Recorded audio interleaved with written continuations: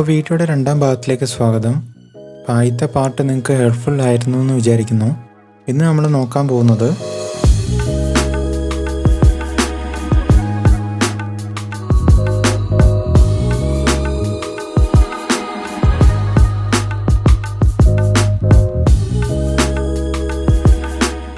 ഇനി project settings എങ്ങനെ set ചെയ്യാമെന്നാണ് ഞാൻ പറയാൻ പോകുന്നത്. അതിനായിട്ട് നമുക്ക് ഏറ്റവും മുകളിൽ 4824 നമ്മുടെ ഓപ്ഷൻസ്, അവിടെ മീഡിയ സെറ്റിംഗ്സ് എന്ന് പറഞ്ഞൊരു ഓപ്ഷൻ ഉണ്ടാവും. ഇതാണ് നമ്മുടെ പ്രൊജക്ട് സെറ്റിംഗ്.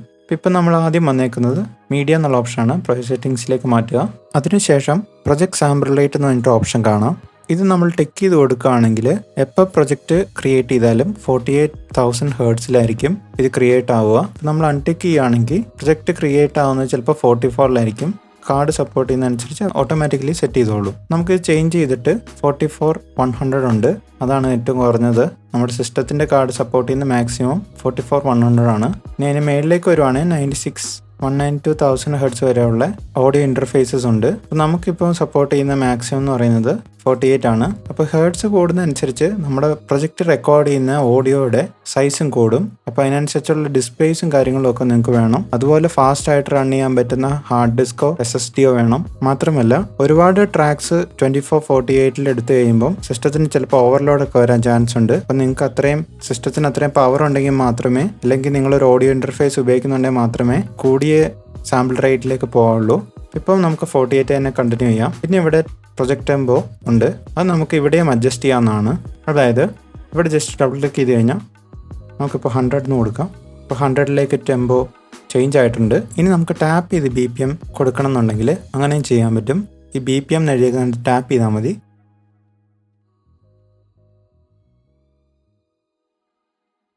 ഇപ്പോൾ 105ലാണ് ഞാൻ ടാപ്പ് ചെയ്തത്. 105 ഒരു ഡിറ്റക്ട് ചെയ്തിട്ടുണ്ട്. അപ്പോൾ അങ്ങനെ നിങ്ങൾക്ക് ഒരു പാട്ടിന് ടെമ്പോ കണ്ടുപിടിക്കാനൊക്കെ പറ്റുന്നതാണ്. നിങ്ങൾക്ക് ടെമ്പോ കണ്ടുപിടിക്കേണ്ട പാട്ട് ആദ്യം ഇൻസേർട്ടിൽ പോയിട്ട് മീഡിയ ഫയൽ സെലക്ട് ചെയ്ത് ബ്രൗസ് ചെയ്ത് സെഷനിലേക്ക് കൊണ്ടുവരിക.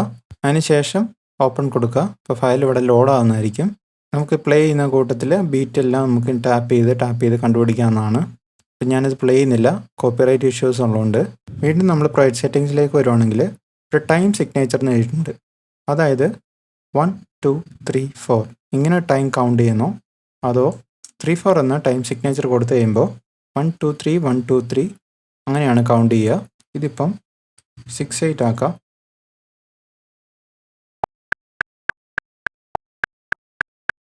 അങ്ങനെ നമുക്ക് ഇവിടെ ചേഞ്ച് ചെയ്ത് കൊടുക്കാവുന്നതാണ്. ഓക്കെ, ഇനി മീഡിയ എന്നുള്ള ഓപ്ഷനാണ് നമ്മൾ നോക്കാൻ പോകുന്നത്. മീഡിയ എന്നുള്ള ഓപ്ഷനിൽ ആദ്യം ചോദിച്ചേക്കുന്നത് നമ്മൾ ഇതിനകത്ത് ഇമ്പോർട്ട് ചെയ്യുന്ന മീഡിയ ഫയൽസ് എല്ലാം എങ്ങോട്ട് സേവ് ചെയ്യണം എന്നുള്ളതാണ് അവർ ചോദിക്കുന്നത്. നമുക്കത് തൽക്കാലം മീഡിയ എന്ന് എഴുതിയേക്കുന്ന പോർഷൻ ബ്ലാങ്ക് കൊടുത്തു കഴിഞ്ഞാൽ നമ്മുടെ പ്രൊജക്റ്റ് എങ്ങോട്ട് സേവ് ചെയ്യുന്നോ അങ്ങോട്ട് തന്നെയായിരിക്കും നമ്മുടെ ഈ ഫയലും സേവ് ആകുക. ഇപ്പം ഞാൻ മീഡിയ എന്ന് കൊടുത്തിട്ടുണ്ട്. അതായത് മീഡിയ എന്ന് പറഞ്ഞൊരു ഫോൾഡറിലേക്കാണ് ഇപ്പോൾ സേവ് ആകൊണ്ടിരിക്കുന്നത്. പിന്നെ ഉള്ളതെന്ന് പറഞ്ഞാൽ സെക്കൻഡറി റെക്കോർഡിംഗ് പാത്ത്. അതായത് ഒരു സെക്കൻഡറി പാത്ത് നമുക്ക് വേറെ റെക്കോർഡ് ചെയ്യുന്ന ഫയൽസ് എല്ലാം ഒരു പ്രത്യേക ഫോൾഡറിലേക്കോ മറ്റോ അസൈൻ ചെയ്ത് കൊടുക്കാൻ പറ്റും. അതിനായിട്ടാണ് ഈ സെക്കൻഡറി റെക്കോർഡിംഗ് പാത്ത് എന്നുള്ള ഈ ബ്ലാങ്ക് കൊടുത്തേക്കുന്നത്.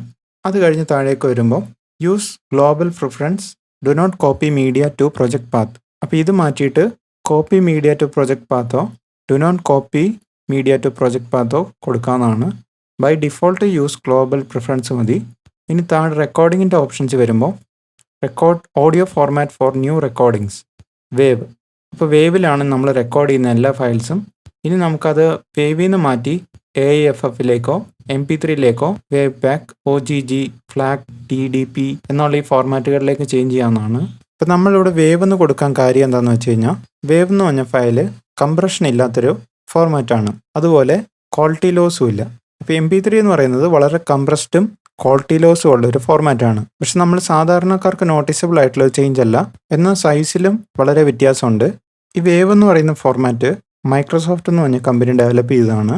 ഇതിൻ്റെ 16-bit 24ൽ നമ്മൾ ഒരു വേവ് ഫയൽ റെക്കോർഡ് ചെയ്ത് കഴിഞ്ഞാൽ 1 മിനിറ്റ് 10 MB ഉണ്ടാവും. അപ്പോൾ ഒരു 3 മിനിറ്റുള്ള പാട്ടാണെങ്കിൽ 30 MB ഉണ്ടാവും. അതേസമയം ഒരു MP3 ഫയലാണെങ്കിൽ MP3യുടെ 1 മിനിറ്റ് 320 kbps ബിറ്റ് റേറ്റിലാണെന്നുണ്ടെങ്കിൽ 2.40 MB വരും. അപ്പോൾ ബിറ്റ് റേറ്റ് കുറയും തോറും ഫയലിൻ്റെ സൈസും കുറഞ്ഞുകൊണ്ടിരിക്കുകയാണ്. അപ്പോൾ നമ്മളൊരു റെക്കോർഡ് ചെയ്യുന്ന സമയത്ത് ഏറ്റവും നല്ല ക്വാളിറ്റി റെക്കോർഡ് ചെയ്യുക. ഇപ്പോൾ വേവിൽ റെക്കോർഡ് ചെയ്യുന്ന ഒരു ഫയൽ MP3യിലേക്ക് വരുമ്പോൾ വലിയ കുഴപ്പമുണ്ടാവില്ല. അതേസമയം MP3 റെക്കോർഡ് ചെയ്ത ഫയലിനെ എഡിറ്റ് ചെയ്യുമ്പോൾ അതിന് ക്വാളിറ്റി ലോസ് ഒക്കെ ഉണ്ടാവാൻ ചാൻസ് ഉണ്ട്. അതുകൊണ്ട് എപ്പോഴും നമ്മൾ വേവ് തന്നെ റെക്കോർഡ് ചെയ്യുക. പിന്നെ 24 ബിറ്റ്, ഇത് ബിറ്റ് ഡെപ്ത് ആണ്. ഇത് നമുക്കിവിടെ ചേഞ്ച് ചെയ്ത് കൊടുക്കാവുന്നതാണ്. ഈ വേവ് ബിറ്റ് ഡെപ്ത് നമ്മൾ 16 ബിറ്റ് ആക്കി കഴിഞ്ഞ് കഴിഞ്ഞാൽ ഓഡിയോയുടെ ക്വാളിറ്റിയും ചെറുതായിട്ട് കുറയും. പക്ഷേ നമ്മൾ വേവിലൊന്നും ഇട്ട് 16 ബിറ്റ് കേട്ട് കഴിഞ്ഞാൽ അത്ര അറിയില്ല. അപ്പോൾ ഈ ബിറ്റ് ഡെപ്ത് എന്ന് പറഞ്ഞു കഴിഞ്ഞാൽ മെയിൻലി ആംപ്ലിറ്റ്യൂഡ് ബേസ് ചെയ്തിട്ടാണ്. 16 ബിറ്റ് ഇട്ട് റെക്കോർഡ് ചെയ്ത് കഴിഞ്ഞാൽ നമുക്ക് ഓഡിയോയുടെ ക്വാളിറ്റി അധികം കുറയാതെ ഫയൽ സൈസ് കുറച്ച് റെക്കോർഡ് ചെയ്യാൻ പറ്റും. 16 ബിറ്റ് ഡെപ്തിൽ നമുക്ക് 96 dB വരെയാണ് മാക്സിമം ഡൈനാമിക് റേഞ്ച് തിയററ്റിക്കലി പറയുന്നത്. 24 ബിറ്റാണ് നമ്മൾ ബിറ്റ് ഡെപ്ത് കൊടുക്കുന്നെങ്കിൽ അതിന് മാക്സിമം പോകുന്ന ഡൈനാമിക് റേഞ്ച് എന്ന് പറയുന്നത് 144 dB ആണ്. ഇപ്പം നമുക്ക് 24 തന്നെ കൊടുക്കാം. ഇനി നമ്മൾ റെക്കോർഡ് ചെയ്യുന്ന ഫയൽസിനെല്ലാം ടെമ്പോ MP ചെയ്യണമെന്നാണ് ചോദിക്കുന്നത്. അതായത് നമ്മൾ ആ ഒരു MP ചെയ്ത ടെമ്പോ ഉള്ള ഫയലാണെങ്കിൽ നമ്മൾ വേറെ ഡോയിലോ അല്ലെങ്കിൽ റീപ്പറിൽ തന്നെ രണ്ടാമത് വേറൊരു പ്രൊജക്റ്റിലേക്ക് ഇമ്പോർട്ട് ചെയ്യുമ്പോൾ ആ ടെമ്പോയിലേക്ക് സ്വിച്ച് ചെയ്യണമെന്ന് ചോദിക്കും. അപ്പോൾ അതാണ് ടെമ്പോ MP എന്ന് പറഞ്ഞു കഴിഞ്ഞാൽ. അപ്പോൾ നമുക്കിത് അൺടിക്ക് ചെയ്യാം. നമ്മൾ റെക്കോർഡ് ചെയ്യുന്ന എല്ലാ ഫയലും മ്യൂസിക് ആയിരിക്കണം എന്നില്ല. അതുകൊണ്ടാണ് ഞാനിപ്പോൾ അൺടിക്ക് ചെയ്തത്. മ്യൂസിക് ഫയലാണെങ്കിൽ നിങ്ങൾ MP ചെയ്ത് ടെമ്പോ കൊടുക്കുന്നത് നല്ലതായിരിക്കും. വേറൊരാൾക്ക് കൊടുക്കുമ്പോൾ ഫയലിൽ നിന്ന് ടെമ്പോ എടുക്കാൻ പറ്റുന്നതായിരിക്കും. അല്ലാന്നുണ്ടെങ്കിൽ ഞാൻ മുമ്പേ പറഞ്ഞ പോലെ ടാപ്പ് ചെയ്ത് കണ്ടുപിടിക്കേണ്ടി വരും. അത്രയാണ് മീഡിയ എന്നുള്ള ഓപ്ഷനിലുള്ളത്. ഇനി വീഡിയോയുടെ ഓപ്ഷൻസിലേക്ക് വരാം. നമ്മളിപ്പം വീഡിയോ ഇമ്പോർട്ട് ചെയ്ത് ബാക്ക്ഗ്രൗണ്ട് മ്യൂസിക് പ്രോഗ്രാമിംഗ് വല്ലതും ചെയ്യുമോ, അതല്ലാതെ സൗണ്ട് ഡിസൈൻ ചെയ്യുമ്പോഴാണ് നമ്മളൊരു വീഡിയോ ഇമ്പോർട്ട് ചെയ്ത് ചെയ്യാറ്. ഇപ്പോൾ ഇവിടെ ഡിഫോൾട്ട് 30 എന്ന് പറഞ്ഞ് കിടപ്പുണ്ട്. ഇപ്പോൾ ഈ 30 എന്നുള്ളത് വീഡിയോയുടെ ഫ്രെയിം റേറ്റ് ആണ്. അപ്പോൾ നമ്മൾ ഇമ്പോർട്ട് ചെയ്യുന്ന വീഡിയോയുടെ ഫ്രെയിം റേറ്റ് എങ്ങനെയാണ് കണ്ടുപിടിക്കേണ്ടതെന്ന് ഞാൻ പറഞ്ഞുതരാം. ഇപ്പോൾ ഞാനിപ്പോൾ ഒരു വീഡിയോ ഇമ്പോർട്ട് ചെയ്യുകയാണ്. അതിനായിട്ട് ഇൻസേർട്ട് മീഡിയ ഫയൽ കൊടുക്കുക.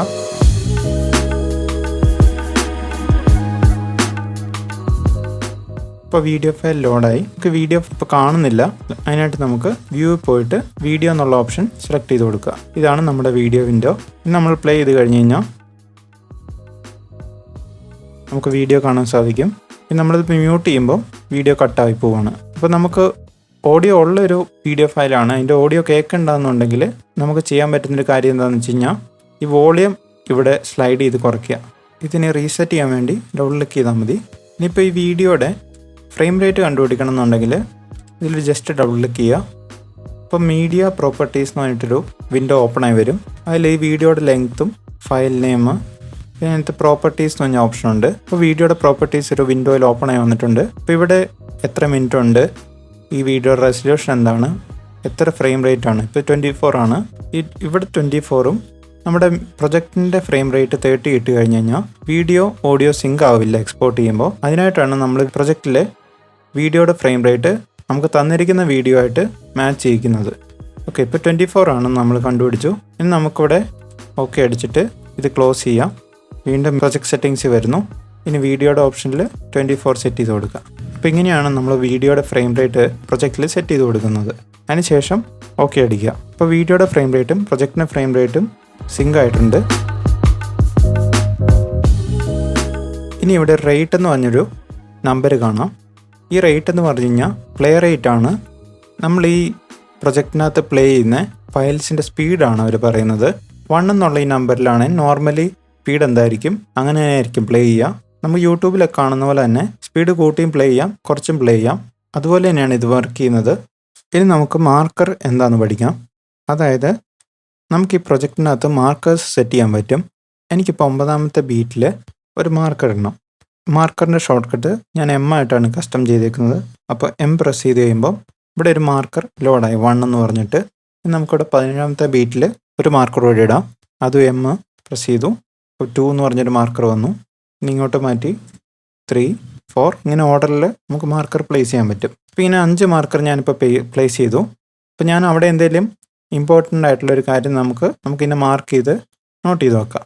അപ്പോൾ ഈ മാർക്കറെ ഡബിൾ ക്ലിക്ക് ചെയ്ത് കഴിഞ്ഞാൽ നമുക്കിതിൽ പേര് കൊടുക്കാം. അപ്പോൾ ഇവിടെ എന്തെങ്കിലും കറക്ഷൻ ഉണ്ടെങ്കിൽ കറക്ഷൻ എന്ന് കൊടുത്തിട്ട് നമുക്ക് കളറും സെറ്റ് ചെയ്യാവുന്നതാണ്.